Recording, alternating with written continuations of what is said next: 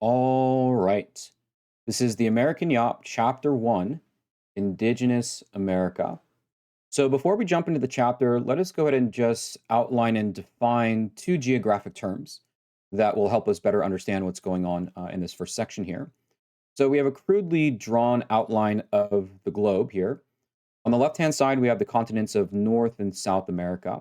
We're going to be referring to these continents as the New World. On the right-hand side, Europe, Asia, and Africa. We're going to be referring to this as the Old World. So once again, if you've never come across these terms before, New World, North and South America, Old World,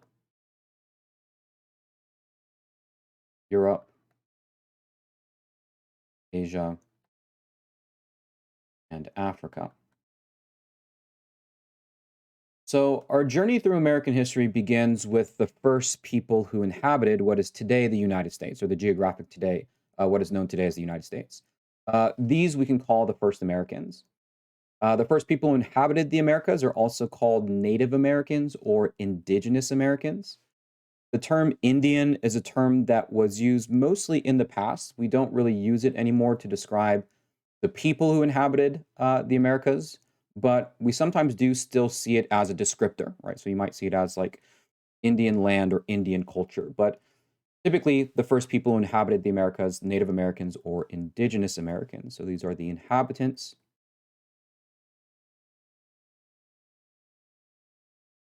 And their descendants.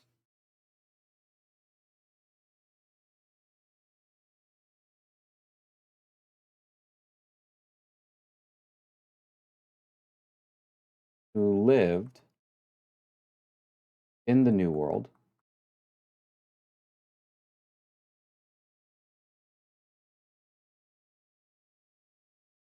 prior to 1492, the year 1492. And we'll talk in a little bit as to why the year 1492 is important. But in terms of when and how and why the first people came to the Americas, we should probably start with just the emergence of human beings more broadly. Homo sapiens, our species, emerged out of Eastern Africa about a quarter of a million years ago, so 250,000 years ago, give or take. And after emerging out of Eastern Africa, they migrated all across the Old World, including places like Europe and Asia. But the first people didn't arrive to the continents of the New World until 20,000 years ago, which was known as, or which the world was experiencing an ice age, the last global ice age. This occurred 20,000 years ago. And, let's kind of follow the trail here. During the last global ice age, the globe was much colder, right? So, makes sense. Ice age, Earth, say, was colder. Because the Earth was colder, that meant that more, specifically ocean, but not specifically just ocean, but more water was frozen. Makes sense. Colder Earth, more water was frozen. More ocean water being frozen or held in ice caps at the North and South Pole meant that there was less water in the ocean, which led to lower sea levels.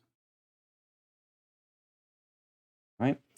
Because the sea levels were lower, that meant that certain bodies of water that exist today and exist prior to the ice age were in fact not bodies of water. They were in fact land. And the important part of the globe here is a body of water known as the Bering Strait. The Bering Strait is, we'll call it the body of water between Siberia, which is Asia, and Alaska, which is North America. And the important point is that during the Ice Age, this was not a Bering Strait at all. In fact, because sea levels were so much lower, the Bering Strait was land. meaning that people could migrate from Siberia to Alaska or from Asia to North America. So we'll just make a point during the Ice Age.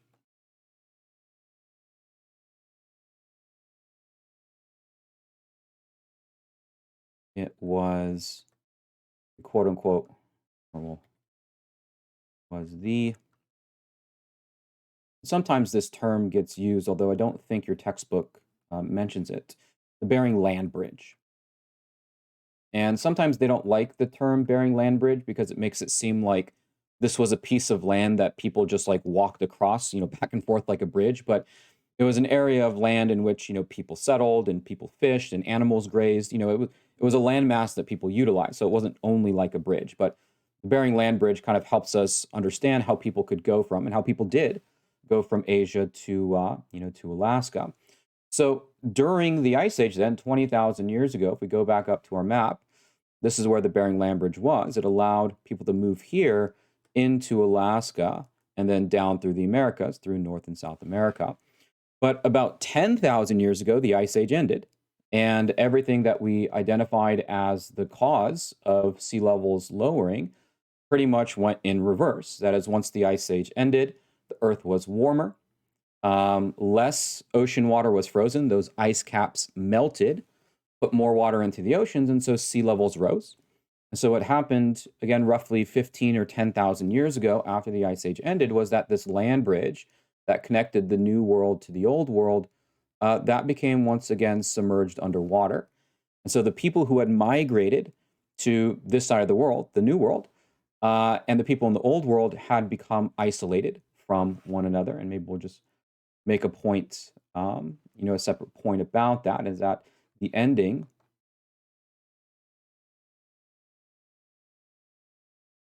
of the Ice Age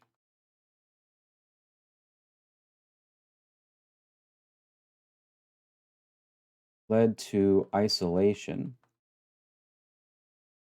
between New and Old World populations. And that isolation, which, again, if we're going back 10,000 years ago, that's a long time for human populations to be isolated from one another. That didn't end. The ending of the Ice Age led to isolation between New and Old World population, ending in 1492. That isolation did not end until the year 1492. So only about 500 years ago did New and Old World become connected once together. But again, going back, New World populations, Old World populations. So for the people who had migrated here, the first Americans, Native Americans, or Indigenous Americans, they found that North America in particular, what is today the United States, had a rather unique geography. And we'll just say that the diverse North American geography led to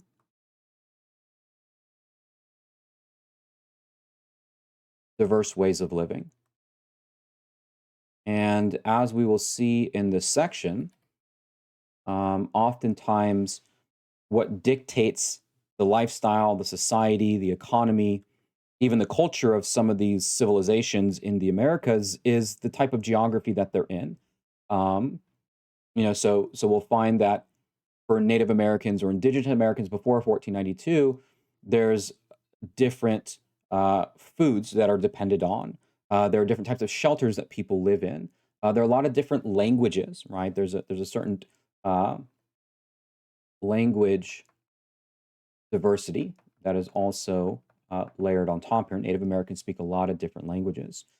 Now, as far as the way that human society is developed, probably one of the most important things to happen to our species is the invention or discovery of agriculture.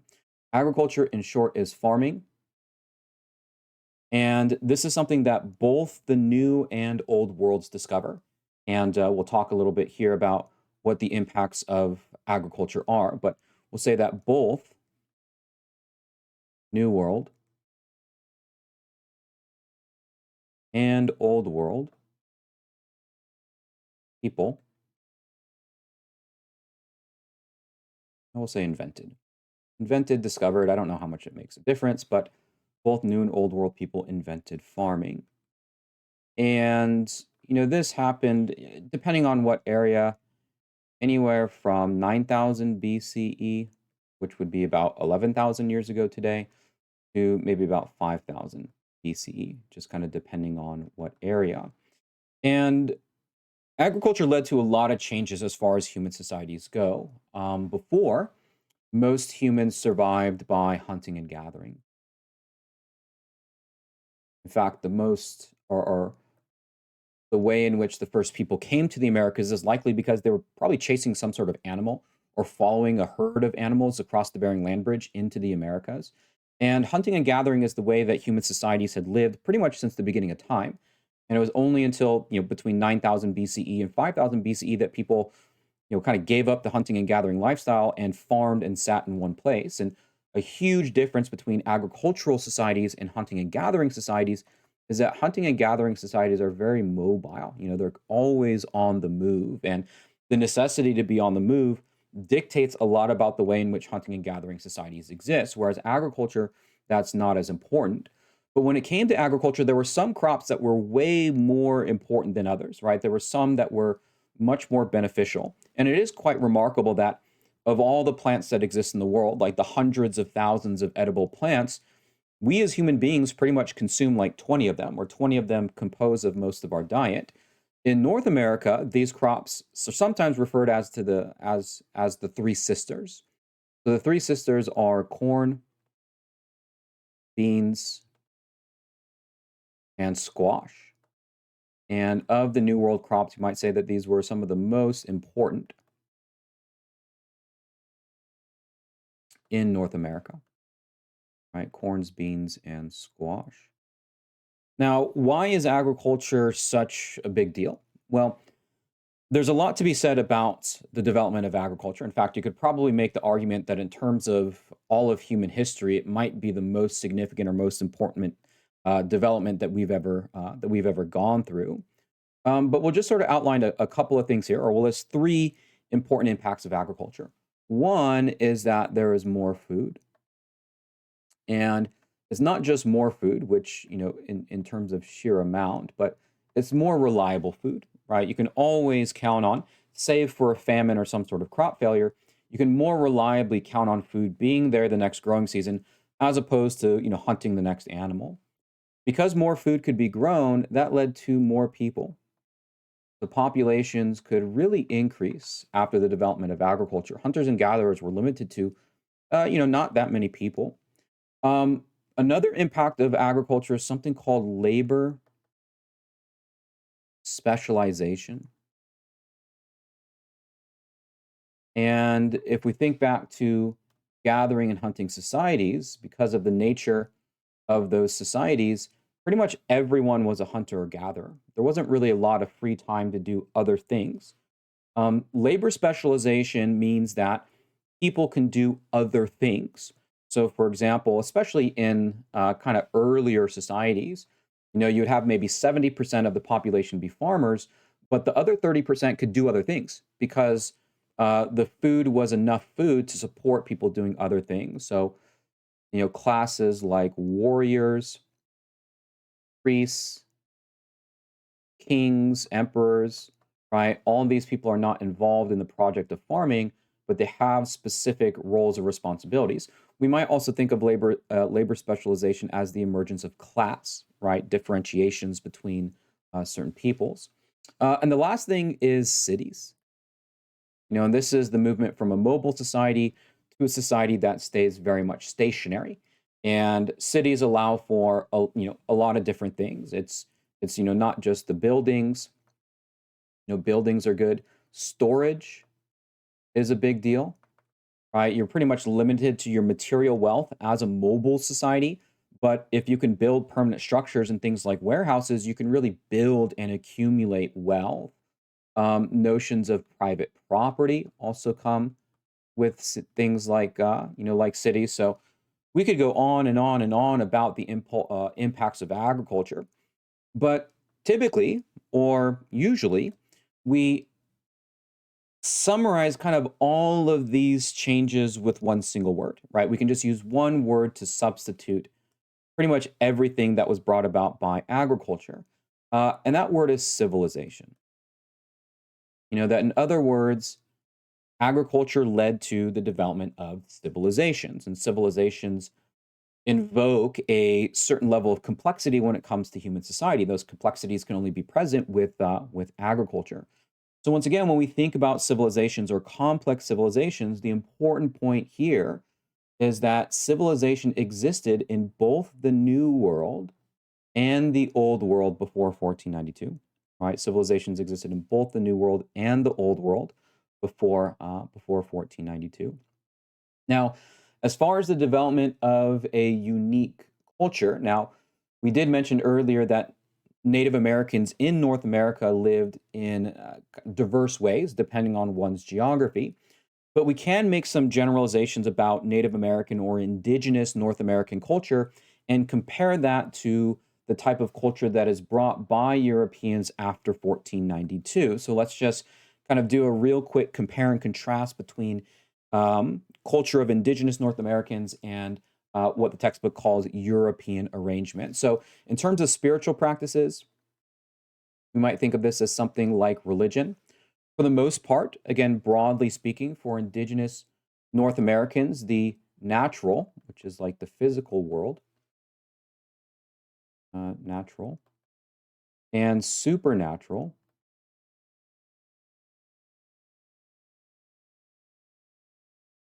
were connected, right, or linked, meaning that the physical world and the supernatural world or spiritual world, there was a very strong connection between those two.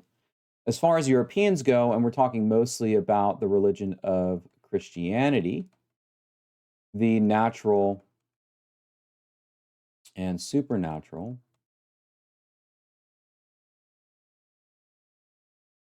are separate, right? That the physical and the not physical world are two separate things, right? We live our physical life as far as Christianity goes, and then we die and then we go on to the supernatural one, right? There's a clear distinction between the two. As far as family relationships go and kinship, or the term kin typically means family, usually involves more like extended family, but kinship or family relations. As far as indigenous North Americans go, it was matrilineal, matrilineal, EAL, meaning that we'll say family, family identity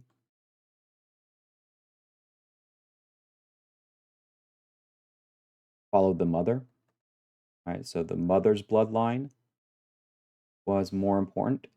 And for European arrangements, it was patrilineal. You know, again, same thing, family,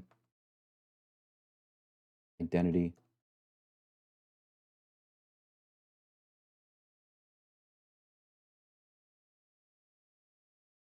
followed the father, or went down the father's bloodline. As far as gender relations go, or the relationship between men and women, the stereotypes, the behavior, the culture surrounding men and women, as far as indigenous North Americans go, sexual freedom was more common. For example, we find this in cases like divorce. Divorce was easier. In European arrangements, sexuality was more restricted. We'll say sexual restrictions, or at least more restrictive, comparatively speaking. As far as property goes, property is kind of venturing a little bit into the economic realm, but property still counts as culture, right? What people thought about property. In indigenous North America, property was owned when used. So if land or anything was actively being used, it was considered ownership. For European arrangements, property was a permanent ownership. And again, right here in the very beginning of this chapter, we're just kind of outlining broad differences between indigenous Native Americans or indigenous North Americans and Europeans. We will talk about how some of these differences actually map on to the history of the United States and colonization a little bit later in some of the later chapters. So, we're going to focus a little bit more in detail on some of these societies in North America, to get a little bit more of the specifics in terms of how people lived in the Americas before 1492. And once again, we had mentioned that geography has a big influence on shaping the ways in which people live. So, we're going to jump from a couple of geographic areas and then just broadly describe a little bit about what things were like. So the first group of Americans or North Americans are the Puebloan groups or the Pueblo groups. These are people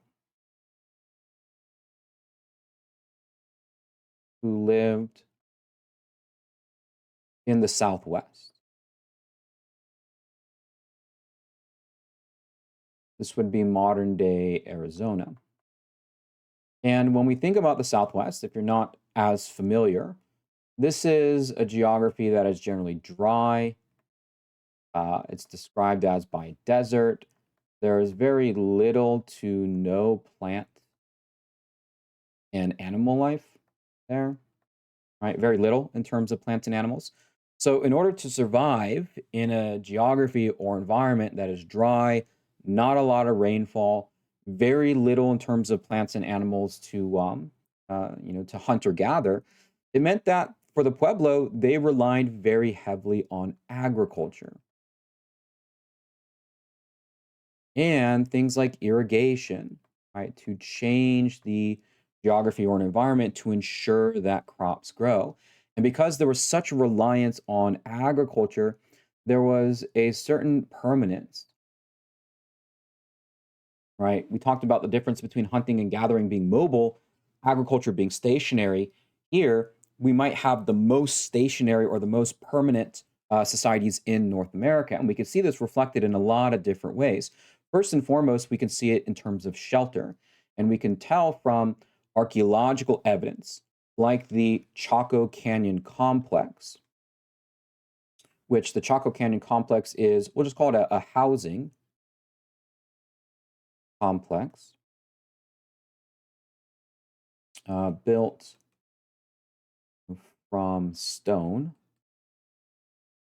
and in cliffs.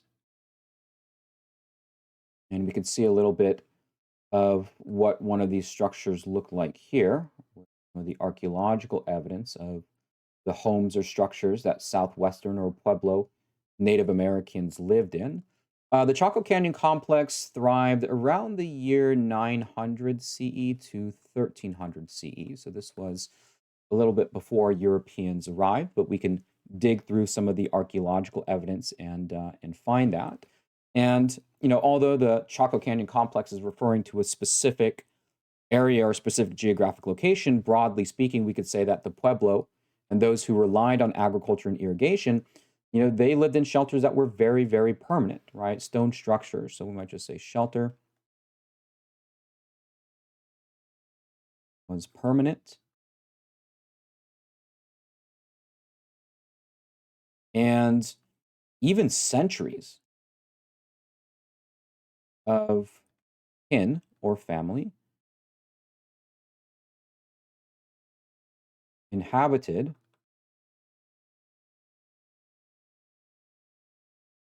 the same house. You could have the descendants, the great, great, great, great, great, great, great grandfather, great, great, great grandmother, whatever it was, essentially living in the same house for hundreds of years to sort of say something about the permanence of these structures. In many of these dwellings or in many of these stone structures, they often contained a kiva. A kiva was like a sort of like a central room for ceremonies to take place.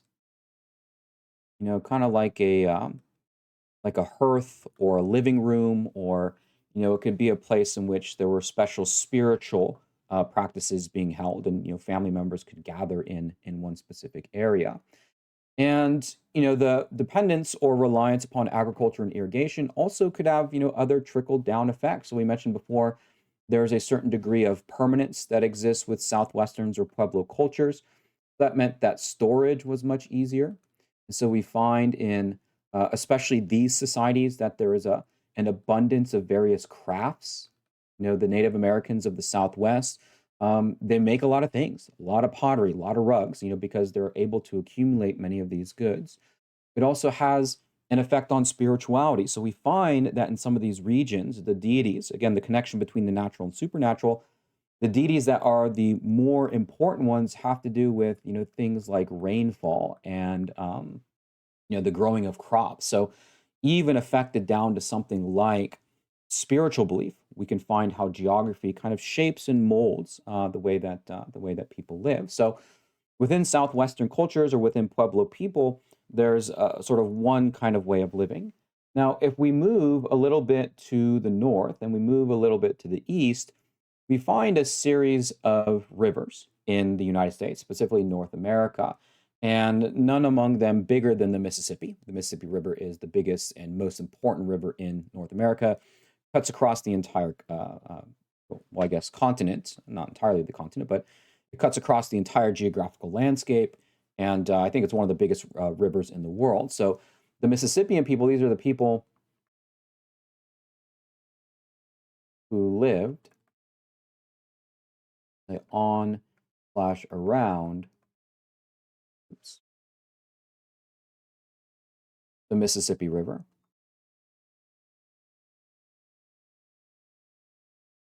And when you get to, that area, kind of what is the modern Midwest and a little bit of the South, there's a little bit more in terms of plants and animals, right? The environment is a little bit more alive, we might say, than the desert. And so for the people in Mississippi, they hunted, they gathered, and they also farmed, right? Um, they can engage in all of these activities, hunting, gathering, and farming. Now, one thing that made this area unique was the fact that there were a lot of rivers. It's not just the Mississippi River, but there are a lot of rivers that feed into that. And what that allowed for was trade and communication along those rivers. And so there's a certain activity of commerce going around the Mississippi River that we find in pre-1942 North America. One of the most significant points or cities where a lot of that trade met was the city of Cahokia. Now, Cahokia is, if you were to say, like, what was the biggest empire in North America, or what was the biggest city in North America prior to Columbus, it was Cahokia. So Cahokia, we'll say, is the biggest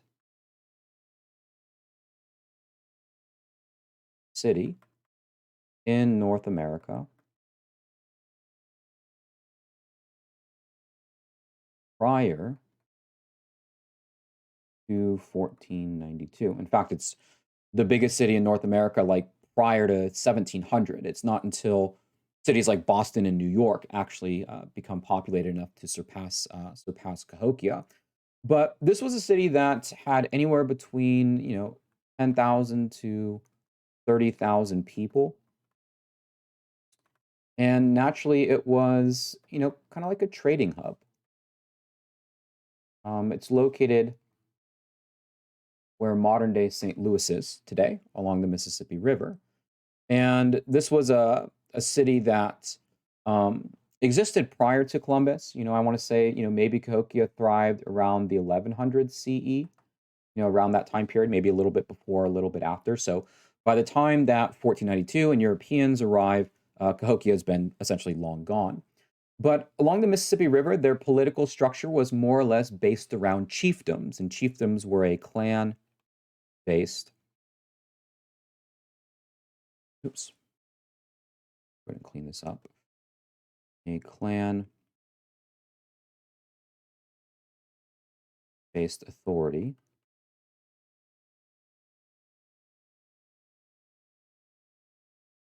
where leaders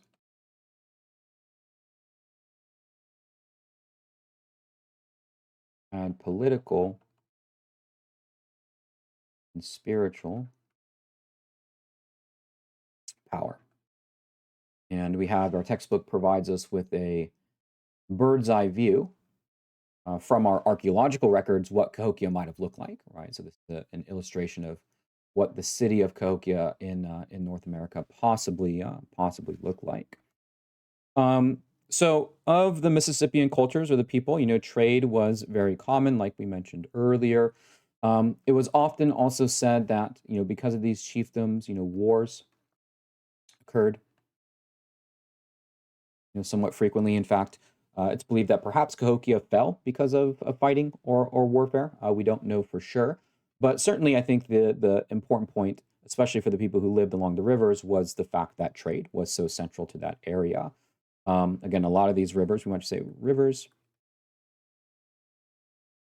provided the basis for trade. And we can see through the archaeological evidence that, commodities from one side of the continent reached the other. So our textbook gives us two examples here. One of it is that Canadian copper, so copper mined in Canada. We've found that in places like Louisiana. Another example is Mexican obsidian. If you're not familiar, obsidian is like a glass kind of rock, sort of. We found this in Ohio. So, um, and when we go back to the importance of farming and agriculture, that really makes trade a lot easier because as hunting and gathering societies, even though a lot of people still did hunt and still did gather, once you could sit down in one place, you can accumulate goods and that makes trade easier. So, um, people in North America traded with one another, especially along the rivers, which made it easy. Now, a few other geographic areas that are worth mentioning include the Eastern Woodlands. And the Eastern Woodlands, again, kind of the same thing. This is, maybe modern day New York, oops, Pennsylvania. These are areas that have become completely urbanized today, but, they had a natural environment that could sustain plants, animals, and everything else. People here hunted, they gathered, and they also farmed. And it's the groups of the Eastern Woodlands. These are the tribes, we'll say the tribes, the English come into contact first. So when we get to a later chapter about English settlement in particular, we'll be talking about these groups of people more so because there's a lot of interactions between the Eastern Woodlands people and the eventual English settlers that arrive. Of the groups in the Eastern Woodlands, we have groups like the Lenapes or the Delawares, as they're sometimes referred to. These were people who settled around the area of New York, New Jersey, Pennsylvania. These were more, we'll say, loosely bound political units. Instead of the kind of chiefdoms that we see in the Mississippian cultures, the rulers typically in these Eastern Woodlands regions were called sachems. And sachems will say that they ruled smaller communities through consent or councils. And broadly speaking, the sachems and kind of the loosely bound political units in the Eastern Woodlands, they often wanted to avoid war. Generally avoided large-scale conflict.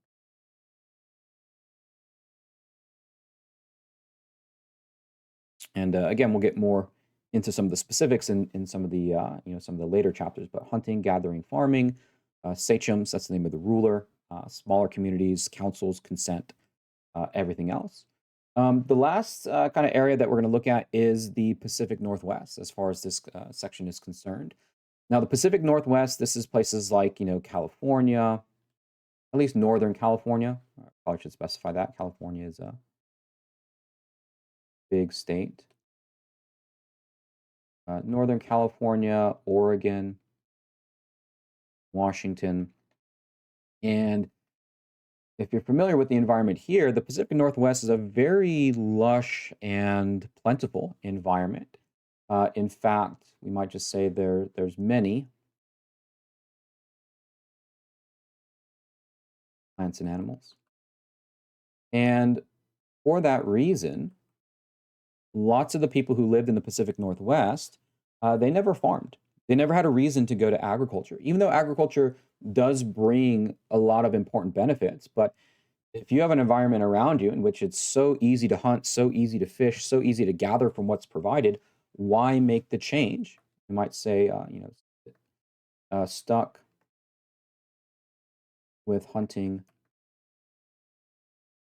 and gathering. Especially fishing, right? Specifically the salmon. And the salmon was something that could provide, there were so many salmon in the river and so many salmon in the lakes that one could simply just didn't really have to work that hard, right, in order to, in order to do that. And so, very little farming for that reason. We also find the abundance of plants and animals and food and everything like that reflected in some of the political or social ceremonies. And that is, oftentimes the people in the Northwest would hold these giant feasts called potlatches. These were like sort of giant, sort of, ceremonial in a way, but also political feasts held for the tribe, kind of like a giant banquet, sort of. And this was a way of those who had, right, especially like, the higher ups in the tribes to give back to everyone else. And it wasn't just done purely as goodwill, but it was done for, specific ceremonial and also political reasons. But, these giant feasts as being reflective of the abundant environment. Another key feature of tribes in the Northwest was the abundance of cedar trees, right? These tall, tall redwood trees. And these get reflected in Native American societies in many ways, right? A lot of different things are built out of them. Maybe most recognizable are the totem poles. Here we see a wooden mask that was created by one of these northwestern tribes or groups. Also canoes, especially when it comes to fishing, right? Having a giant canoe could generally be very helpful for that. And what they called long or plank houses, right? With the abundance of these giant trees, essentially these giant log cabins could be constructed. And whether it's, totem poles, canoes, the longhouses, a lot of these things wouldn't have been possible without the abundance of something like the giant redwood trees. Section 3, European expansion. So we're going to jump over now to the Old World and explain how it was that Europeans, out of all the people in the Old World, Asia, Africa, and Europe, how it was them who arrived on the shores of the New World and ended this essentially 10,000 years of isolation between the two sides of the globe. Now, an important thing to take note of, or just an important thing to mention here at the top, is that Europeans had actually arrived in the New World prior to 1492. In fact, it was a voyage by Leif Erikson, who was a Scandinavian, you know, Norse, Viking, whatever term that you like to use, who created the Newfoundland colony.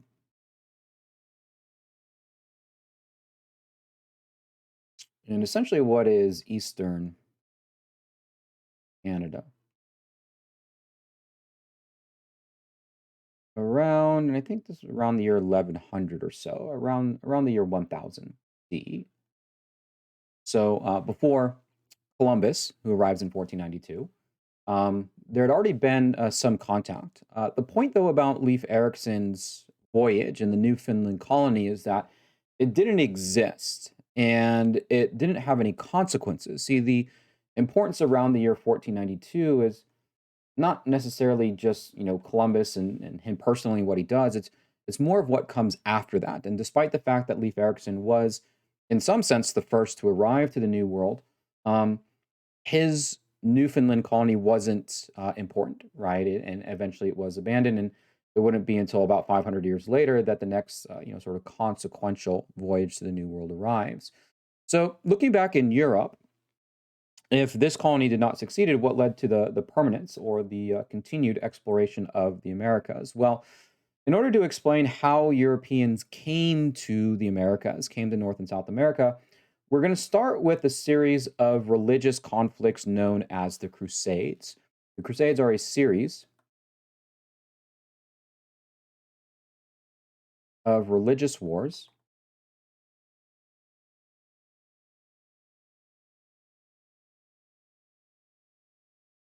where Christian armies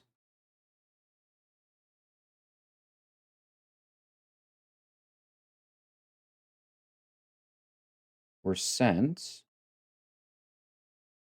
to recapture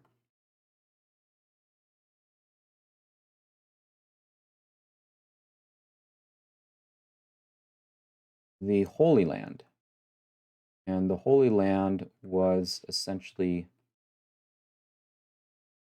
Jerusalem, or what is modern day Israel and Palestine.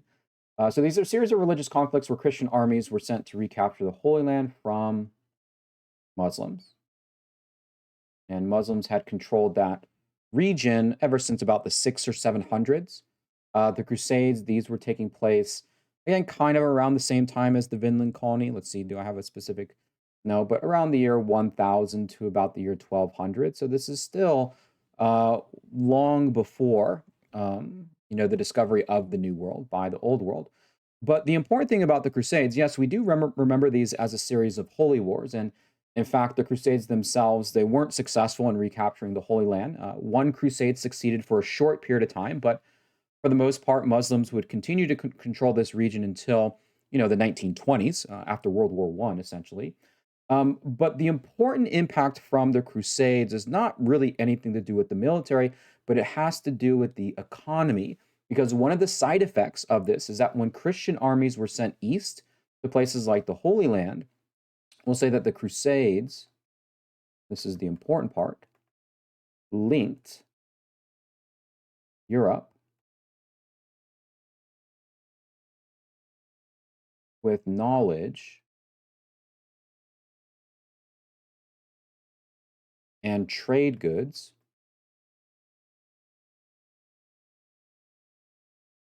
from the east, right? These were things that were not available in Europe, right? These Eastern trade goods. And so once Europeans, in some ways, kind of rediscovered these goods, because there was a time period, like for the Roman Empire, where some of these goods did actually reach Europe. But when the Roman Empire fell, Europe descended into the Dark Ages, and a lot of these commodities were not available. So the Crusades had this impact of sort of informing Europeans on what they were missing out on, things like sugar or silk or spices, right? These Asian trade goods, again, things like sugar, spices, silk, kind of fancy glass called porcelain. That's not spelled correctly. I'm absolutely sure about that. But these things were now high, in demand as far as Europe goes. So sugar, spices, silk, porcelain. Europeans now, and by now we mean after the Crusades,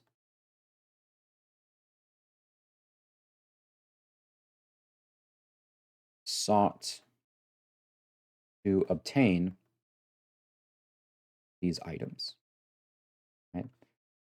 And so it's fundamentally the drive to obtain trade goods from Asia that prompts these nations of Europe to go out in what is sometimes called the Age of Exploration. And the countries that get the start, as far as the Age of Exploration go, we sometimes refer to these nations as the Iberian Wave or the Iberian Peninsula. Iberia is just a geographic area in Europe. It pretty much is Spain and Portugal.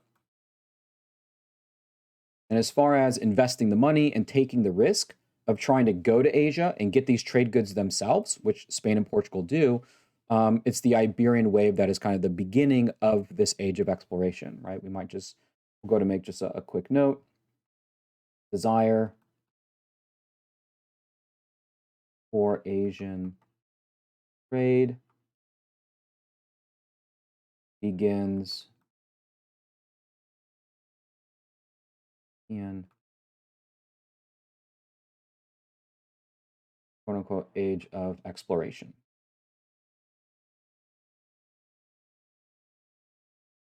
So, what is the circumstance in the Iberian Peninsula? Well, first we'll go ahead and look at Spain. Now, Spain is a country that, for the past, not really a country, I would even say at this point, a kingdom, for the past 800 years have been interlocked in a war or struggle. And this war very much reflects the same type of conflict that characterized the Crusades, and that is it is religious in nature. The Reconquista, this is the, about 800-year long war between Catholics and Muslims in Spain. So this has been going on for a very, very, very long time. So as far as Spain is concerned, they had been focusing a lot of their resources on fighting Muslim armies in Spain. But by 1492, the Catholics had won, right? And by Catholics, at that time, we'll talk about later what the difference between a Catholic and a Christian is, or why we use those two separate terms. But at the time, it would have been Christian, right? Christian armies fighting against the Muslims. So by 1492, the Catholics had won. And so that meant that Spain didn't necessarily have to focus most of their effort at home. They could now begin to focus on things like overseas trade. This also coincided with a political unity of Spain. Ferdinand the King and Isabella the Queen of their respective kingdoms. Ferdinand was the king of, what we call Aragon. Isabel was the Queen of Castile. These were two different kingdoms inside Spain. They joined their crowns together to form the modern kind of Spanish nation state. So Ferdinand and Isabel, we'll just say, united their kingdoms to form Spain. So with internal conflict done at home, with the fractured, different kingdoms in Spain now being unified, that meant that Spain was, say, ready to, say, invest overseas, right? They can now focus on perhaps finding a way to get to Asia to enrich their newly unified empire. So Spain is prime to go. But it's not Spain that kind of begins this initial age of exploration. In fact, is Portugal. And Portugal, again, is still located on the Iberian Peninsula. It's a country that neighbors Spain. It is a nation that, at the time in Europe, Portugal wasn't especially rich or especially big or especially powerful, but it did have a geographic advantage that it was, this was a disadvantage then, but it was the furthest away from Asia, right? And so in a sense, the Portuguese were maybe more motivated than anyone else to find a direct sea route, because by the time trade goods got to Portugal, they had to go the furthest. And so Portugal, we'll say about them, they are really the pioneer of the age of exploration. They really kind of get things started.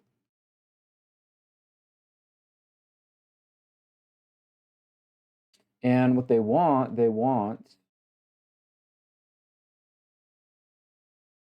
a direct sea route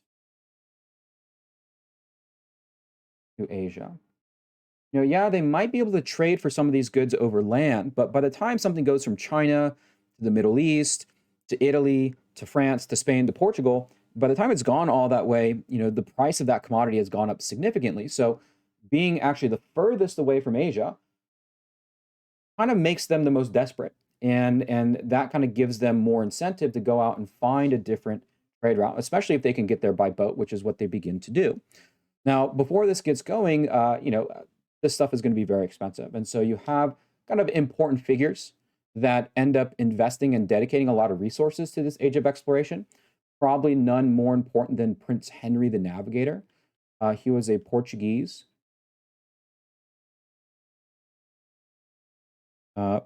prince, we'll say, that invested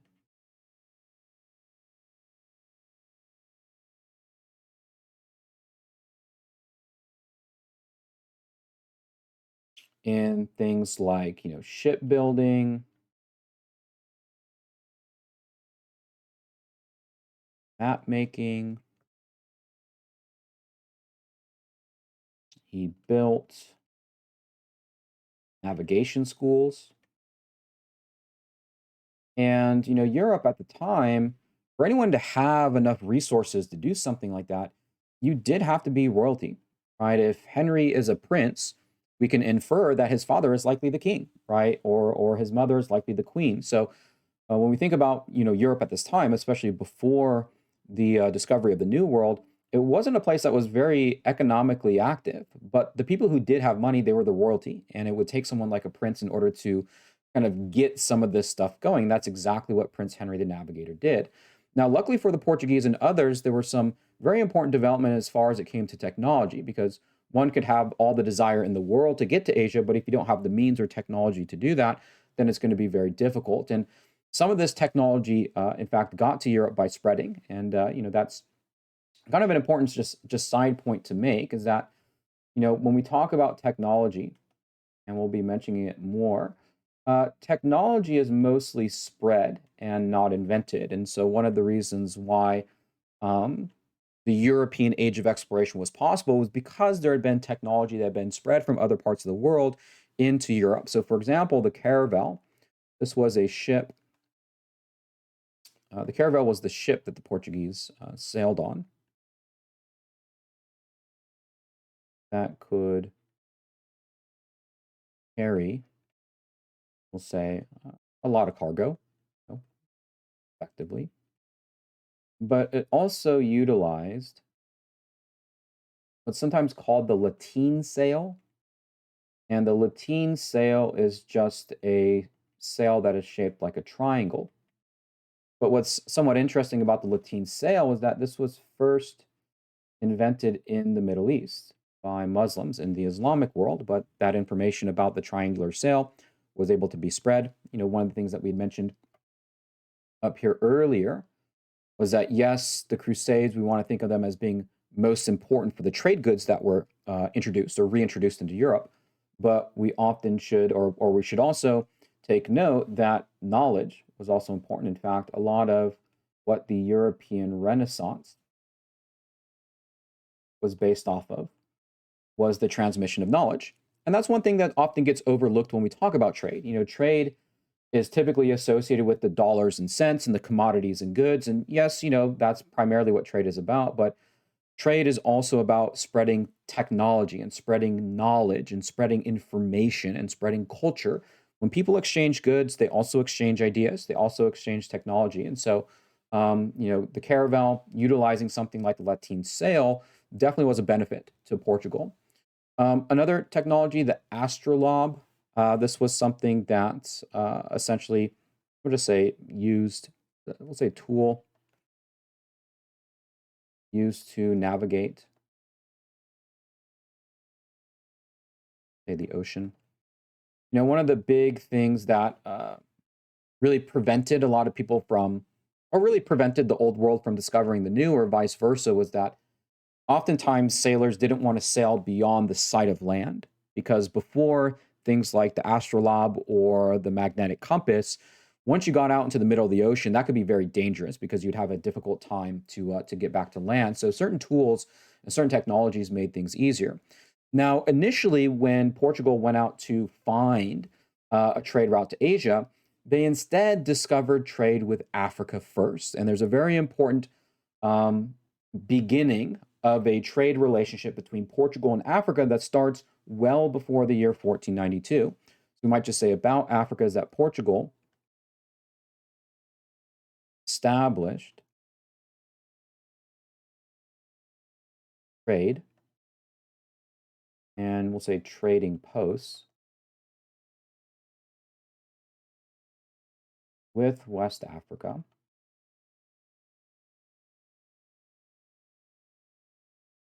en route to Asia. In fact, at this time, they didn't even know if Asia could be reached by boat. I mean, they were still discovering the world and the continent, but they found along the way that they could trade with the people who lived in Western Africa. And in fact, a pretty significant economic relationship developed between the two. And so the Portuguese established various trade routes along the African coast. Eventually, though, it was the Portuguese sailor or Portuguese explorer Vasco da Gama. He is the first. Oh, maybe we'll just mention he is Portuguese. Portuguese. I don't know if there's one S or two S's. Portuguese sailor. And he is the first, and this is why he's important, European to arrive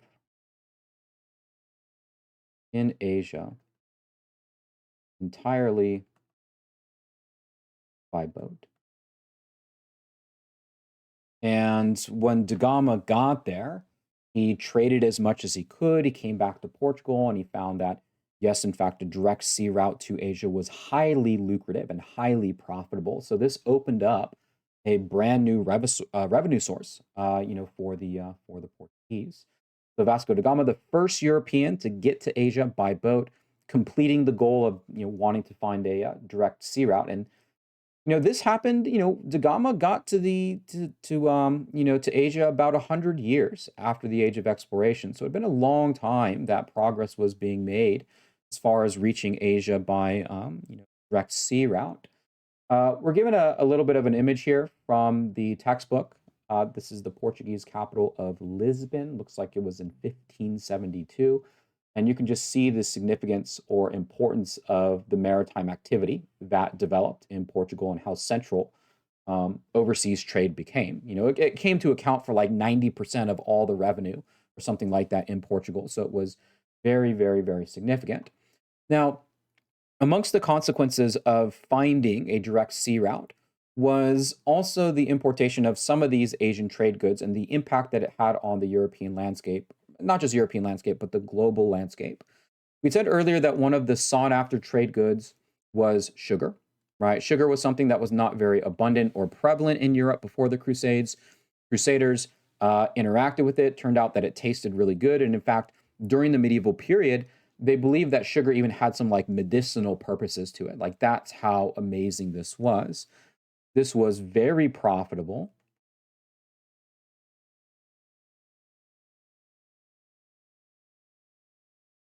But also difficult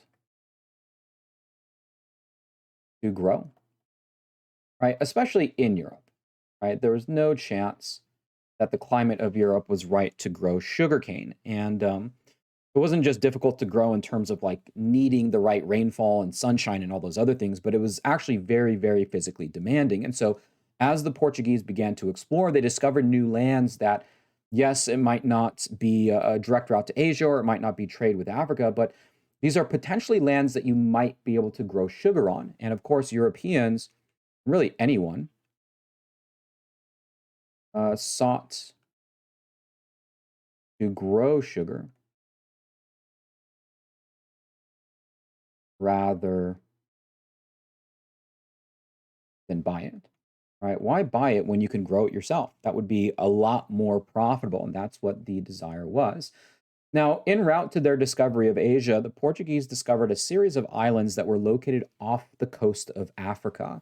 These islands these islands include the Canary Islands, right? Also, let's see what Cape Verde Islands are also included here. The Azores Islands. And we'll call these islands off the west coast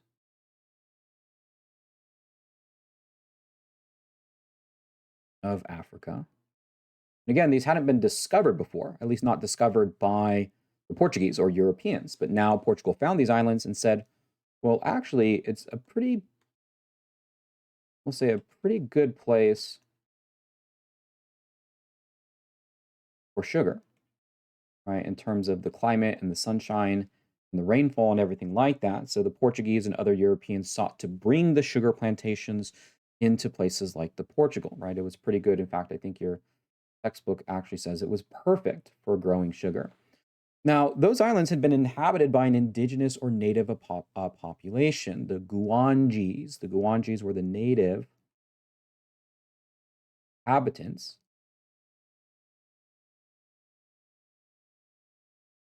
of the Canary Islands. And the arrival of the Portuguese was absolutely catastrophic for the Guanjis. Some of them were enslaved by Portugal, but many of them also died from disease. And the arrival of outside diseases, especially diseases that are not known to isolated populations, end up having a tremendous impact on the way of life. Those that were not enslaved or died of disease, they were conquered. And in some sense, we could look at the Portuguese actions or not just the Portuguese actions, but the impact on the discovery of the Canary Islands and the impact that it had on the Guanjis. And we can say that for the most part, this was kind of a foreshadowing or a blueprint for what was to come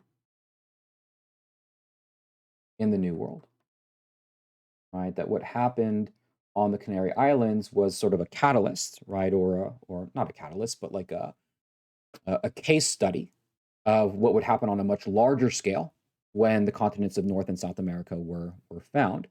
Now, due to the conquest and the inability to resist outside diseases, the sugar plantations focused more so on African slavery rather than specifically using, the Guanji population on the Canary Islands. So, as far as African slavery is concerned, we'll just say this was used on sugar plantations. And recall that the Portuguese had established a trading relationship with Western Africa, and part of the one of the commodities that was exchanged were enslaved individuals.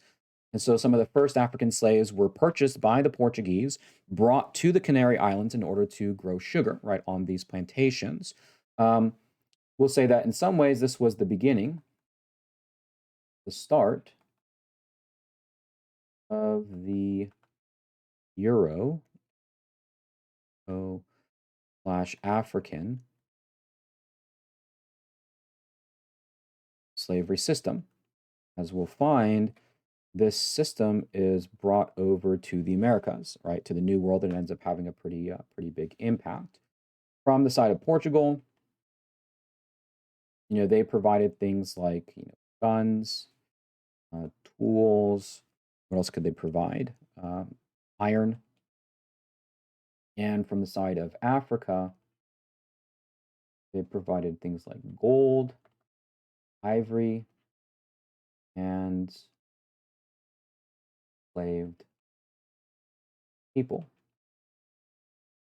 Right? And that was, from the early 1400s, that was a system of trade that had developed between the two sides. And one of the places where enslaved Africans were utilized first and utilized for the most profitability was on the sugar plantations off the coast of Africa. So this is a map that they would have used back in the day, the Cantino map in 1502. And you can kind of see a little bit of what's going on here. Here's the Iberian Peninsula.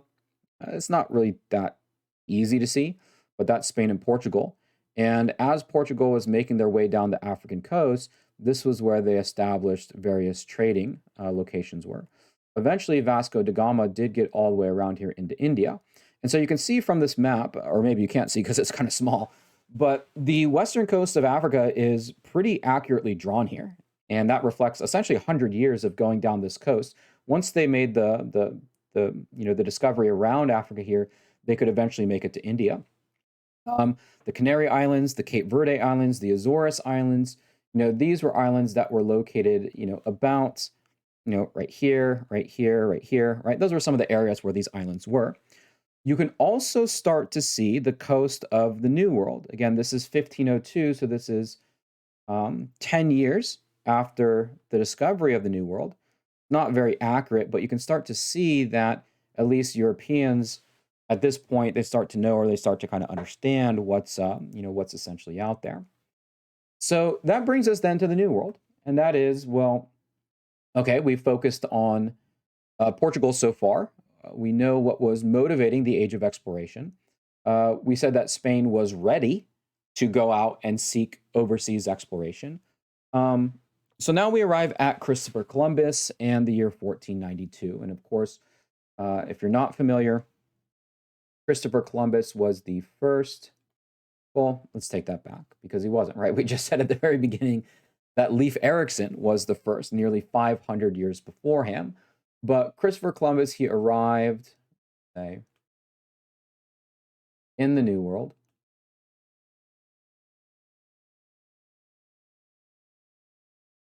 in 1492 CE. His discovery, and put discovery in quotes because he certainly discovered the New World on behalf of Europeans and Asians and Africans and everybody in the Old World, but it wasn't discovered on behalf of humanity. In fact, people had been living in the New World for 10,000 years prior to Columbus, but his discovery of the New World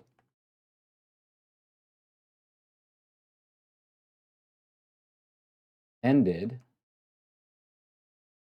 essentially 10,000 year isolation. Really, the significance of 1492 and the significance of Columbus isn't necessarily him, but it's the fact that he gets to the New World and he comes back, and it's the information that he has with him, and really the physical evidence that he has with him, that motivates everybody else in the Old World to just go to the New World, right? And it's sort of the influx of people that come after Christopher Columbus are really the more kind of important or significant part, right? It ends that isolation, and the New and Old World, separate for so long, now become linked together. So how did Columbus eventually arrive in what is today the modern day Bahamas? Well, Columbus believed that the Earth's size was much smaller than it actually was. So Earth size, Columbus thought, and this, wrongly, he was wrong about this, but it worked to his advantage, that the world was smaller than what it actually is. And he could sail west to Asia. In other words, if we look at this map here, again, this is a map in 1502, so the discovery of the New World is still present. But if you pretend that the New World doesn't exist, essentially what Columbus believed was that he could sail from Spain here and then arrive on this side. Everybody else knew that wasn't right. Everyone understood that the size of the world was, about what it is today. And when Columbus had this idea of sailing west, people pretty much told him that he was crazy. Now, Columbus himself, he had been an experienced sailor. He had spent a lot of time sailing on Portuguese ships. He had read about East Asian trade goods. And so the only thing that Columbus really needed was a sponsor for his voyage. He could do the sailing, but he couldn't build the 3 ships and provide all the resources for the 90 men that would go. So he began approaching the people in Europe who could afford it, and that would have been the monarchs, right? You'd pretty much have to go to a king or queen or prince or whatever it was And after getting turned down with his idea to sail west, he eventually stumbled upon the Spanish monarchs Ferdinand and Isabella, and they agreed to sponsor, aka pay, for Columbus's voyage west to Asia. Again, Asia was the destination. That's where Columbus was trying to land. He accidentally stumbled upon the New World because en route of trying to get to Asia, he ran into what is the modern day Bahamas, poked around for a little bit, and eventually would make it back. When he landed in the New World, he found that, he found the native inhabitants. The people that Columbus first interacted with on the Bahama Islands, the Nina, the Pinta, the Santa Maria, were the Arawak or Taino people. These are people who populated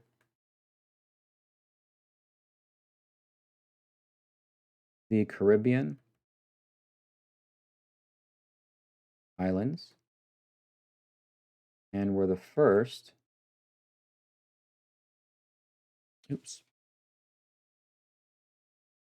to interact with Columbus. And Columbus said upon that initial interaction, quote, "They are very gentle and without knowledge of what evil is. With 50 men, they can all be subjugated," Christopher Columbus. So recall that Christopher Columbus had made essentially a promise to the Spanish monarchs, Ferdinand and Isabella, that he would go to Asia and bring back trade goods. Essentially, Columbus was expected to make money. Now, Columbus actually believed that he was in Asia, and depending on what kind of source or textbook one uses, he in fact died never realizing where exactly he was, thinking he was in Asia the whole time. In fact, Columbus thought that he was in a series of islands called the East Indies. And so upon meeting the Arawak and Taino people, he used the term Indian to describe them, and that's where that term comes from. But he wasn't, right? He wasn't in Asia. He was in the Americas. But he needed to bring back something that could speak for the, sponsorship of his voyage. And so rather than bringing back spices or silk or porcelain or all those other trade goods, he essentially said to the Spanish monarchs, "Looks like I can't bring you those things, but I can bring you something of value." And what Columbus could and did bring back was both gold and enslaved laborers. And so gold and enslaved laborers, this could be a source of wealth, say extracted by Columbus in the New World. And again, upon arriving back in Asia, again, first of all, a lot of people were surprised that, those who were very much involved in the, business of sailing and discovery, they were surprised to see Columbus because they had thought that he would get lost at sea. But because Columbus actually brought people back with him, it was undeniably that Columbus was somewhere. And most other people figured out that, yeah, Columbus hadn't been to Asia, he had been somewhere else. And so this motivated a lot of other people from Europe, not just Spain, but from Europe, to sail west too to find exactly what Columbus found. And all the while, an economic incentive to go back to the New World was gold and enslaved laborers. In fact, the first voyage of Columbus in 1492 is the one that is most known. What isn't known is that Columbus actually went back to the New World at least 3 more times. And the goal of those voyages was to obtain as much gold as possible and to enslave as many people as possible. And that kind of provided, again, a blueprint for what conquest of the New World could potentially look like. As other Spaniards began to make their way into the New World, there were some people who became very critical of, kind of the way that the Spanish were acting. Chiefly among them was Bartolome de las Casas. He was a Spanish missionary. He was interested in spreading the Catholic faith. And Spanish missionary would say who criticized Spanish treatment of Native Americans. He was there to convert. And, we'll kind of talk about this contradiction in Spanish colonization. But, the Spanish are there to enslave and extract wealth and plunder, but they're also there to spread Catholicism. So Las Casas, a guy who was more interested in the spreading Catholicism part, he really didn't like the heavy-handed and kind of brutal approach that some of these Spanish were using. Las Casas says, quote, "The Spaniards are for no other reason but only to gratify their bloody mindedness, cut off the hands, noses, ears, both of Indians and Indianesses," saying the types of atrocities, cutting off the body parts of certain Native Americans. Now, as far as the consequences of Columbus's discovery go, there are plenty of them, and we'll certainly go into more detail. But we'll go ahead and just mention one here because this one does end up having a huge impact, and that is the demographic catastrophe. We've already kind of previewed this on the Canary Island, and that is when the Spanish arrived,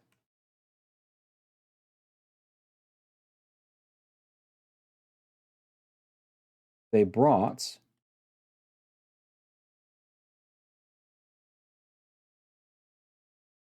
very deadly, oops, very deadly old world diseases. And this will end up killing many, if not most, of the native population.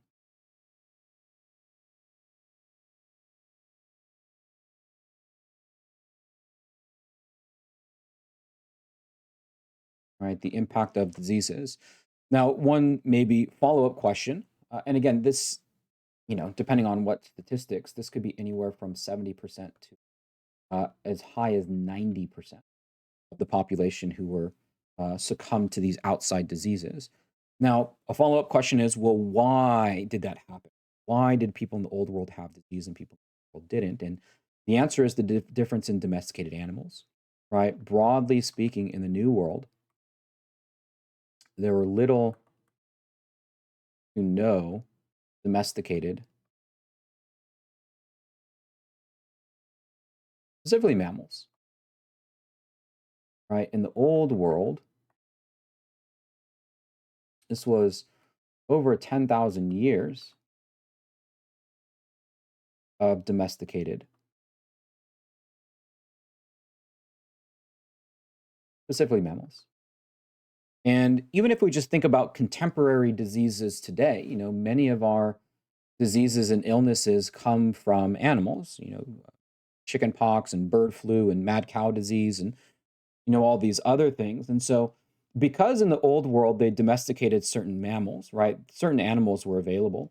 That allowed for the transmission of disease from animal to person, animal to person, animal to person.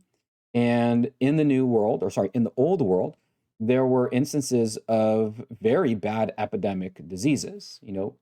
Maybe the most famous was the Black Death in Europe, which happened in around the 1300s. Even though the Black Death was terrible, and maybe 30% of the population died, the part of the population that didn't die, they had immunities. And that's the way the human immune system works, right? You need to be exposed to disease to build up the immunities against them. Because in the New World, there was little or no domesticated animals, that meant that over time they'd never been exposed to certain diseases and didn't have the immunities for them. And so when these diseases were brought over, and again, brought over on animals, brought over with people, they were incredibly deadly, right? Between 70 or 90%. And so you can just look at some of these, sort of common animals. Let's see, cow, horse, pig, sheep, right? So, these are maybe some of the more commonly domesticated mammals. All of them were present in the old world, but they were not present in the new world. And this goes down to the difference between old world and new world. For 10,000 years, not only was it that different people existed on either side, but it was also the fact that different geographies and different environments and different animals. So, for example, as far as all of these are concerned, the following animals were present in only the old world. That is the cow, the horse, the goat, the ox, the pig, the sheep. The only domesticated animal or mammal in the New World was the alpaca or llama or whatever it is in places like Peru. And so the advantage of having all of these animals for 10,000 years, yes, it exposed the old world to diseases over time, but it also gave them the immunities. It also contributed to, and we might talk about this in a later section, it also contributed to some of the technological discrepancy because having all these animals saves a lot of labor, and that saving of labor allows people to do other things like, develop certain technologies. So the difference in domesticated animals between the old world and the new world not only has a significant impact on this demographic catastrophe and the impact of disease, but it also affects things like technology. All right, moving on to section 4, Spanish exploration and conquest. So, as one Spanish soldier put it, we came here to serve God and the king and also to get rich. And oftentimes, in regards to Spanish exploration and colonization of the New World following Columbus, we typically describe it as the three G's of colonization. This is gold, glory, and God. And that's what other Spanish conquistadors were looking for when they arrived in the New World. Now, much of what Spain gets in terms of conquest comes in the form of plunder, but there could only be so much stolen or taken. And so almost immediately the Spanish sought to use Native Americans or the indigenous population as a source of labor, implementing a labor system called encomienda. And encomienda is a labor system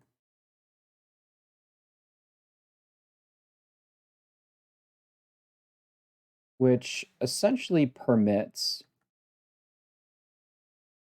Spanish, oops, spell Spanish landowners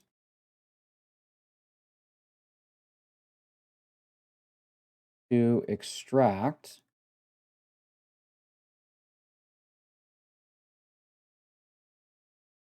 Native American labor.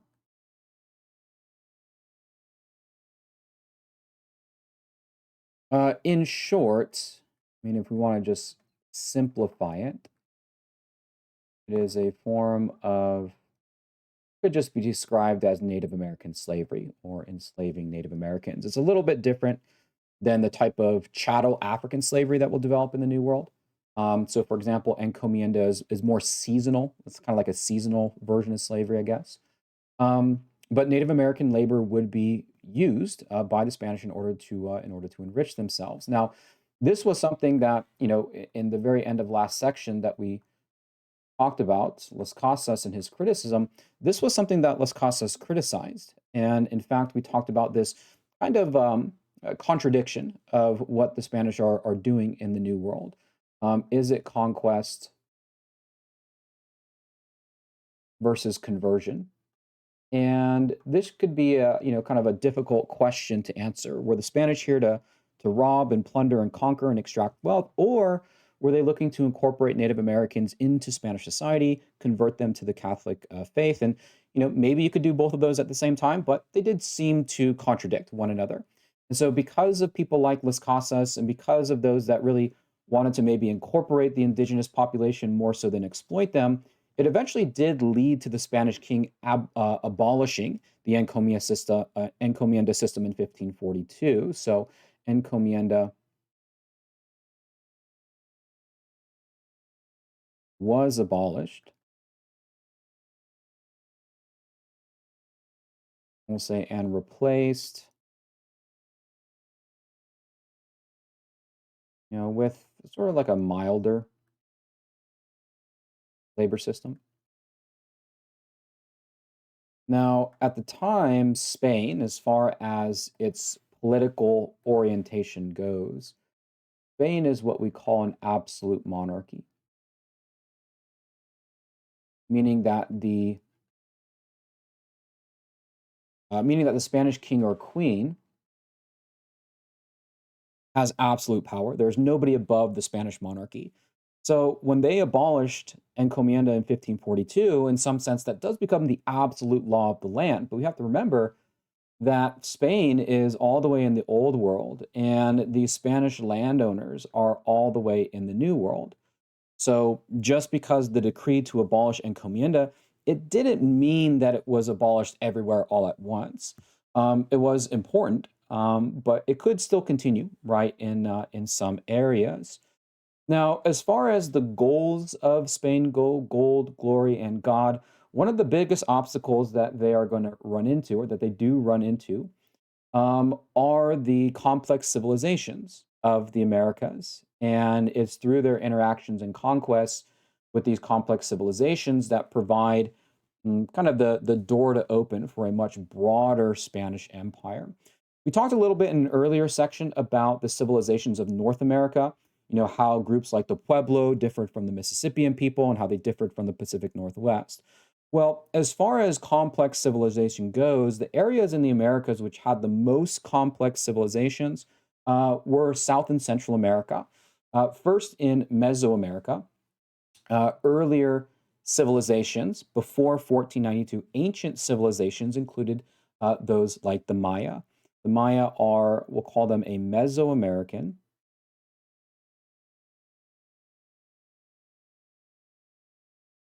civilization. Mesoamerica, if you're not familiar, this is modern day Mexico. Simply means Middle America. And the Maya were a civilization that maybe thrived from, let me see, what's my guess here on this? We'll say maybe from about 600 CE till about 1100 CE or so. So this is a civilization that thrived before the Spanish arrived, but they're a very important precursor for the civilizations that the Spanish do interact with, and that is the Aztecs. And what the Maya did was they really created and developed a lot of the knowledge and technology that would be passed on to later Mesoamerican societies. So things like temple construction or the building of massive temples, a system of writing, a system of mathematics, a system of calendars. The Mayan calendar is probably the most famous. And we'll just say about the Maya is that they passed their knowledge and technology to the later Aztecs. And it's the Aztecs that, this is the civilization that the Spanish interact with. And so we have a picture of one of these ancient Mayan temples, and you can see just how big it is. That's a little person right there. Um, and even earlier, before the Maya, there were even older societies than that. So, for example, even before the Maya, were societies like the Olmec, and the Olmec developed a complex civilization with knowledge and technology, and they passed that down. And eventually, it's the Aztecs that is the Mesoamerican civilization that the Spanish interact with. So, as far as the Aztecs are concerned, this is the, we'll say, Mesoamerican, again, Middle America civilization at the time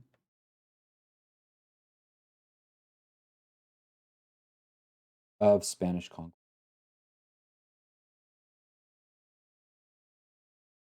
And as far as the Aztecs are concerned, they are a society that, really stresses the importance of things like warfare and religion. The capital city of the Aztec Empire is Tenochtitlan, which is located along Lake Texcoco. Tenochtitlan, this is the capital city of the Aztec Empire.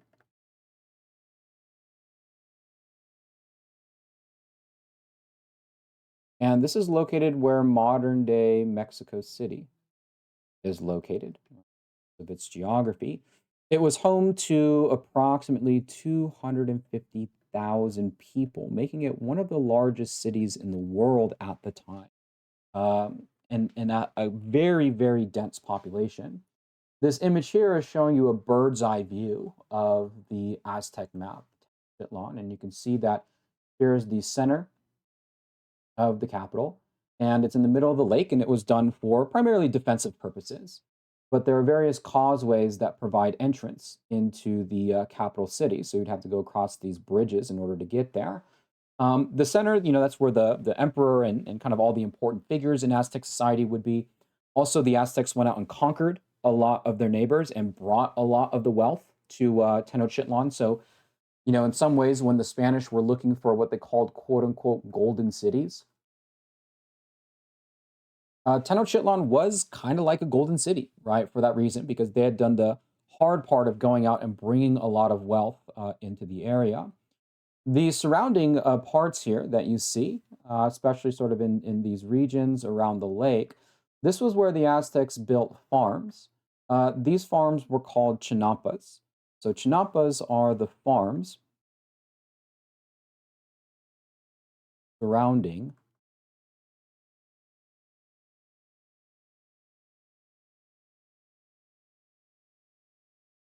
Tenochtitlan, which supported the large population. So the lake was not just beneficial because it provided some sort of like defensive barrier against any outside attackers, but it also could provide a source of food. So farms surrounding Tenochtitlan, which supported the large population. So, as the Spanish began to make their way into the Americas, first on the Bahamas, where Columbus landed, but then started making their way into the interior of the Americas, they were going in search of gold and going in search of slaves. One individual, one of these conquistadors, a conquistador is simply a Spaniard that goes to the New World in search of these riches or in search of glory and God and everything else, was Hernan Cortez, who was somewhat of a kind of like a minor administrator of Cuba, which had been, discovered and colonized by the Spanish up until this point. But he was stationed in Cuba and he'd heard about this rumor of a golden city. So Hernan Cortez took 600 men to Mexico in search, we'll just say, of rumored riches. And of course, the rumors that Cortez was hearing about was, in fact, the Aztec capital, which was very, very wealthy.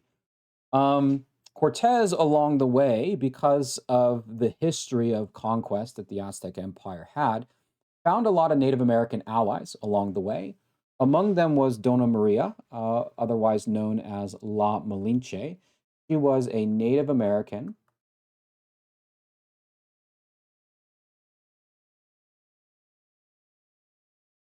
woman who served as a translator and in some ways kind of like a recruiter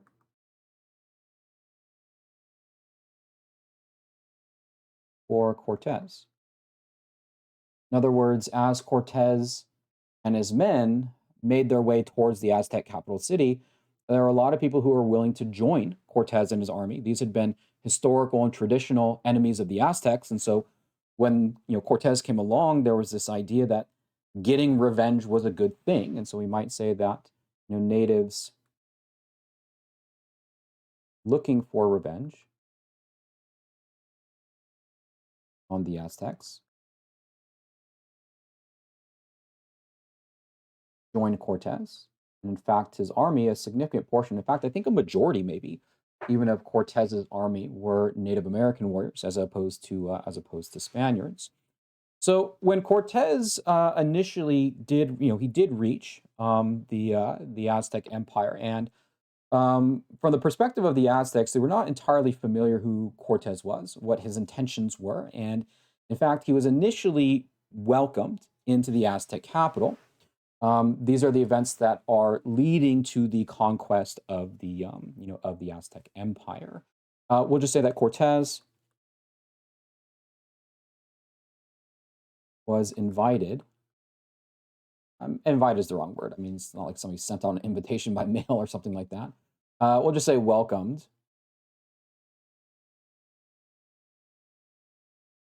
into the Aztec capital. There is, there was for a while this notion that the Aztecs believed Cortez to be a god or believed Cortez to be a deity, and so for that reason he was welcomed in. I think most historians today don't really buy into that argument as much. It's more so that they just didn't know about him and didn't know perhaps what his capabilities and intentions were. The Aztec emperor at the time was Montezuma. He was the Aztec emperor. And as soon as Cortez and his men entered in the capital, he ended up being taken hostage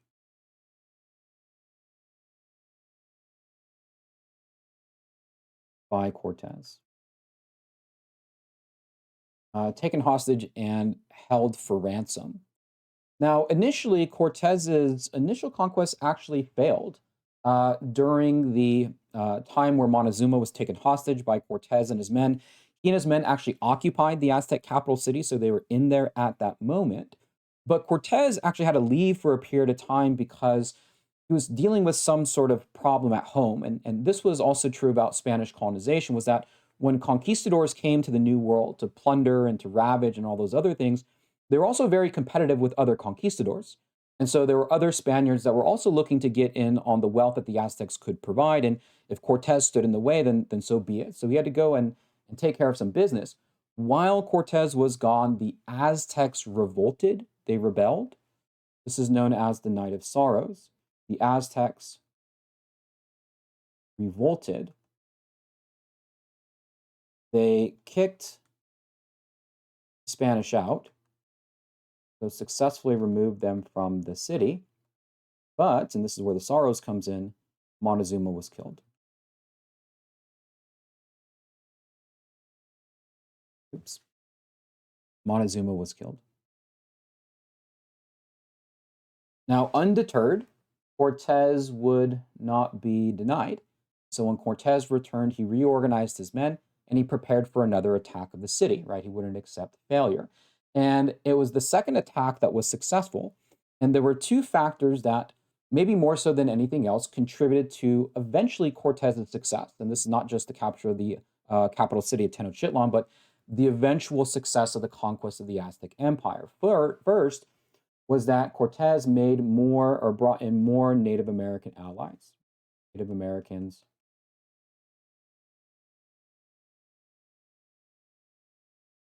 joined Cortez. Again, many of them had been historic victims, you might say, of the Aztec Empire. They had been previously conquered by the Aztecs and taxed and stuff like that. So they were willing to join Cortez's forces. And in fact, in this depiction of the battle, you can see that on the left-hand side, we have the Spanish conquistadors who are on horseback, but they're also joined by Native American allies fighting against, on this side, the Aztec warriors. But maybe more importantly was that when Cortez and his men initially occupied the capital city, unknown to them at the time, they had exposed the Aztec population to smallpox. And smallpox, we might say, was exposed to the Aztecs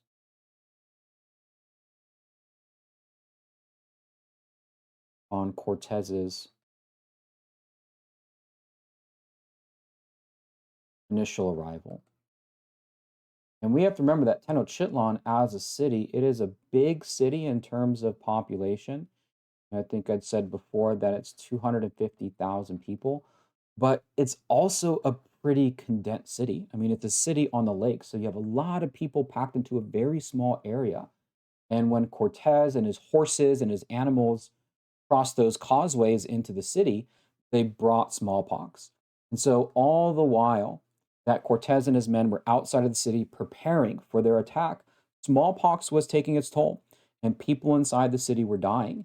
And an important thing to sort of understand about the impact of disease is that, yes, disease does contribute to a loss of life, and the loss of life can pave the way to conquest. But along with that loss of life also is the disruption to things like, and if you can remember or recall the impact that the COVID-19 pandemic or epidemic had, it's also the effect on the economy. and the effect on politics and the effect on culture. Yes, it's 70% and 90% of the population succumbing to the disease and dying from it, so there's less people to resist Cortez, but it really has the effect of turning society upside down. The entire economy breaks down, the political system breaks down, the culture breaks down. All of these things were deteriorating before Cortez eventually came back and sort of put the final nail in the coffin. As one Spanish observer or one Spanish observer saw, he said, quote, "It," talking about the disease, "spread over the people as great destruction. It covered on all of the parts, their faces, their heads, their breasts, and so on. There was great havoc. Very many died of it." A Spanish observer of the defeat of the Aztecs, back in the 1500s. So, with that, one of the most complex and one of the most formidable empires in the entire New World succumbed to Spanish conquest. Now, as far as the New World is concerned, there was one more highly sophisticated empire out there, and that was the Inca Empire, and this was the civilization in what is modern day Peru. This is the Andes Mountains. This is South America. And much like the Aztecs, the Inca Empire was a highly sophisticated, highly populated empire with millions of subjects. A ruler called the Great Inca, who ruled over, I don't know how many millions of people and had an army of in the tens of thousands. And yet, the fate of the Inca Empire ends up being very much similar to the fate of the Aztecs. The Spanish conquistador responsible for the conquest of the Incas, Francisco Pizarro, call him the Spanish conquistador. In fact, I don't know if your textbook actually uses the term conquistador. Defeated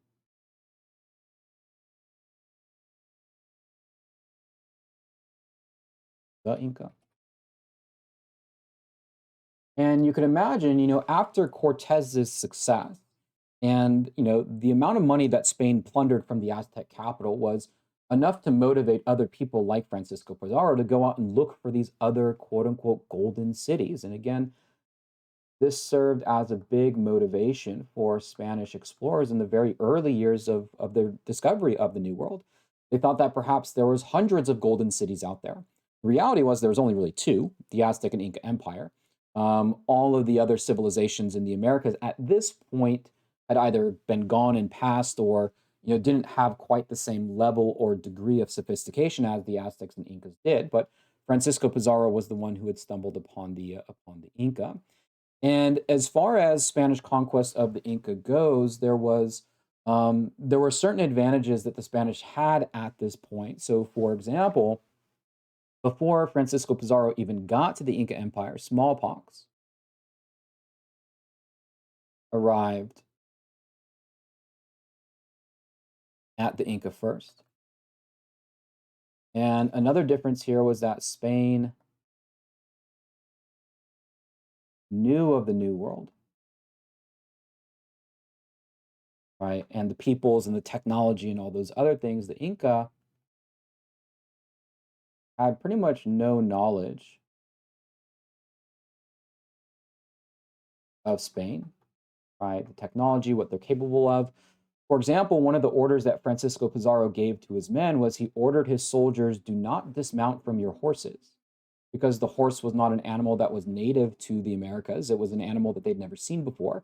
And the reason why Pizarro said, "Don't dismount," was because he wanted to make the Inca perceive that the Spanish were like these hybrid, half beast, half man creatures.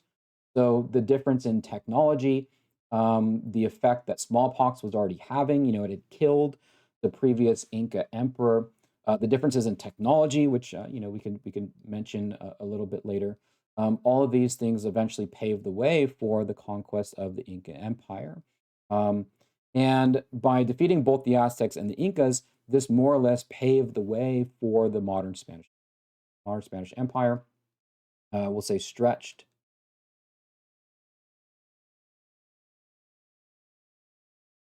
from, I mean, pretty much the very, the bottom of South America up to, I mean, in some ways it went like maybe all the way up to like San Francisco, maybe even, maybe even more than that. I mean, most of South America, Central America, and part of North America was all claimed by the Spanish. We'll talk more about North America in the next section. But plunder could only last so long. After the Incas were defeated, and again, same story, a lot of wealth and resources were stolen and taken from them. A lot of Spanish conquistadors went searching out for golden cities, but they didn't find any golden cities. And so the question was, well, what is the Spanish Empire then? If there's no more plunder or golden cities out there, right? If these things don't exist, then essentially what is the entire purpose, or what is it going to be? Well, for the most part, the Spanish Empire became large land estates. So giant pieces of land in which there'd be a Spanish person or some sort of appointee which produced various cash crops. Cash crop was for export. Now, it didn't always necessarily have to be a specific crop that you grow. In fact, the most significant source of revenue for the Spanish after the initial conquest was silver mining. And silver mining used the previously mentioned encomienda. The New World just happened to be, well, that's a sibber. The New World just happened to be uh, home to some of the largest silver mines in the world.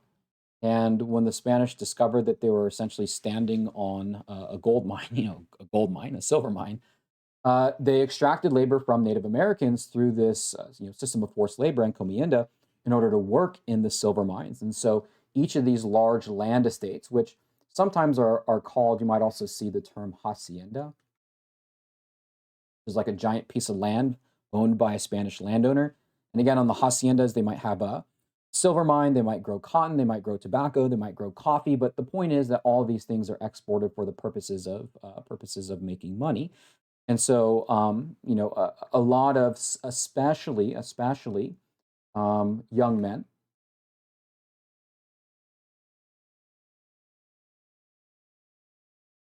young Spanish men, went to the New World.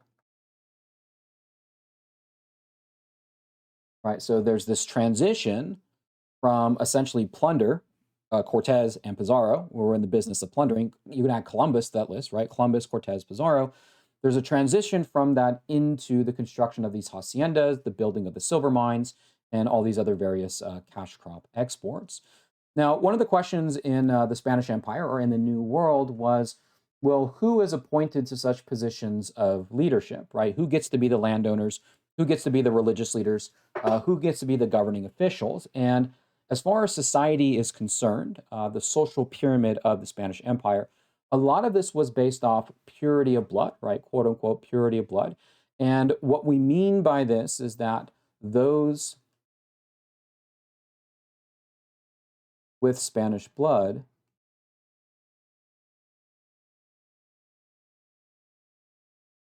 had more access to positions of power. And, this quote unquote purity of blood, this dates back to this notion in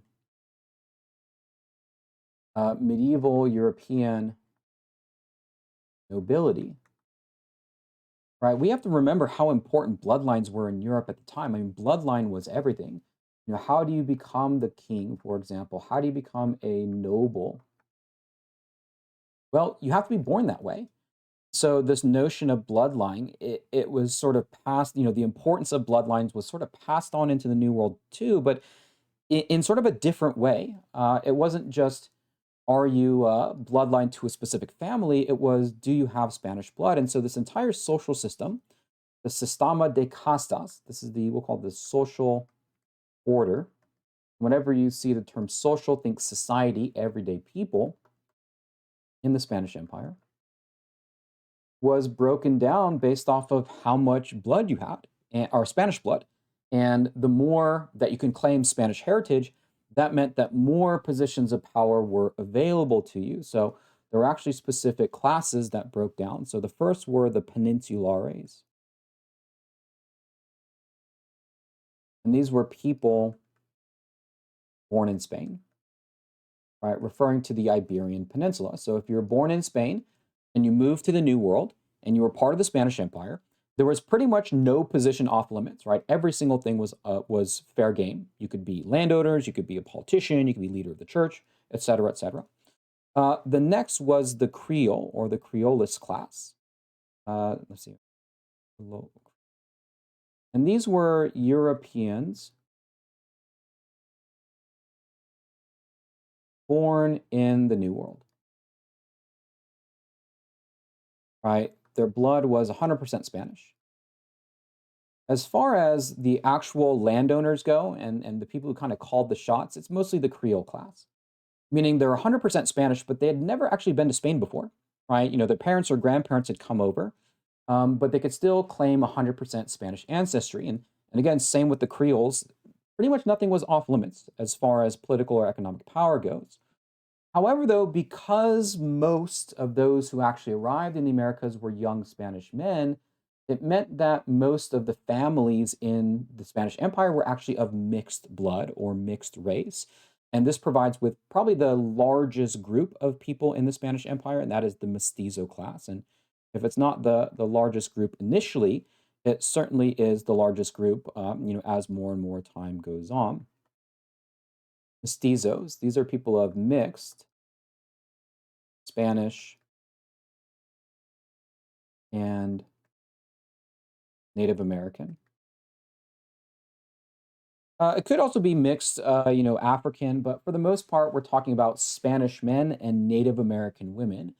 And the mestizo class, in terms of what kind of positions are accessible to the mestizos, it kind of depends, right? I mean, there are some positions of land ownership that are open, but the point is that if you're not 100% European blood or 100% Spanish blood, there could be some positions in society that are not available to you, right? So the mestizos are the mixed race or mixed blood Spanish, typically Spanish husband, Native American wife, and over time they grow to be the largest sort of portion of the population.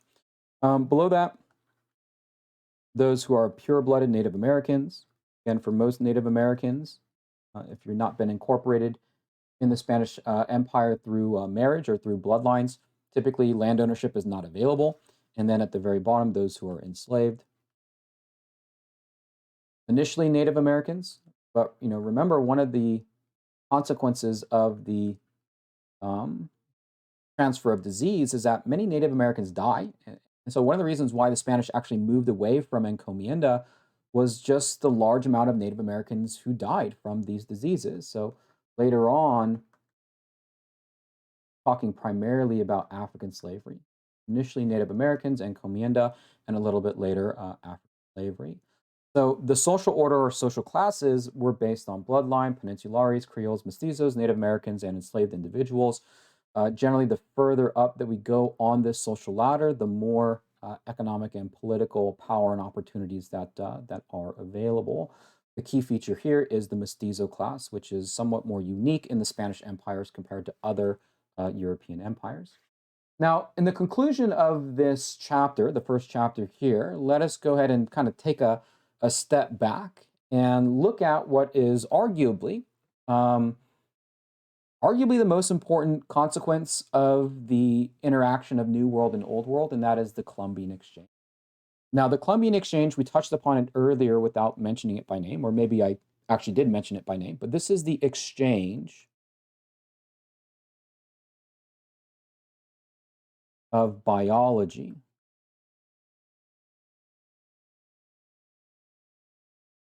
between New World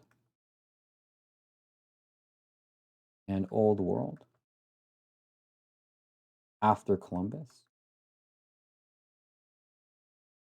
So it's not just that the people of the Old World and New World were isolated for 10,000 years, it's also all the other living things, meaning that the plants and animals in the Old World were different than the plants and animals in the New World. And We already talked about this in the last section as far as domesticated animals go. And certainly, when we think about the Columbian Exchange, one side had certain animals, and those animals came with diseases, right? That was important. But there also are some other kind of factors or parts of the Columbian Exchange that do end up having a significant impact. And of course, the domesticated animals or diseases being brought from Old World to New World is significant. The diseases led to a large loss of life. And certain animals, like the horses, would eventually be adopted by Native American peoples. In fact, the horse becomes pretty much central to the way of life of Native Americans who live on the Great Plains in North America. But the horse was not in the New World before 1492. It only came afterwards. Some other important ones are sugar, and sugar is important because of the labor system that comes with it.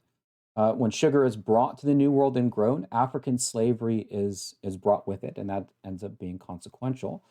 As far as the New World is concerned, the crop tobacco ends up being important. Tobacco is something that the English are going to use to profit their colonies, and you could probably say something like, if it weren't for tobacco, then maybe the English colonies would have never survived. This was a New World crop. Certain things like potatoes. Potato ends up being very important because it helps to increase the population on the Old World side. And in some sense, what we have in the Columbian Exchange, and again, the Columbian Exchange includes all of this, and there's a lot more other plants and animals that are exchanged that maybe aren't that important, but are certainly along with this. But when we look at the overall kind of impact of New World, Old World interaction, one thing that is undeniable is as far as migration. And that is, it's a pretty one-way migration that people from the Old World go to the New World. Well, why is that? Well, part of that is because of this Columbian Exchange and kind of the macro level of what this impact is. If we think about diseases being brought from Old World to New World leads to an overall negative population, right? Populations are decimated in the Old World, but the arrival of the potato increases the population of this site.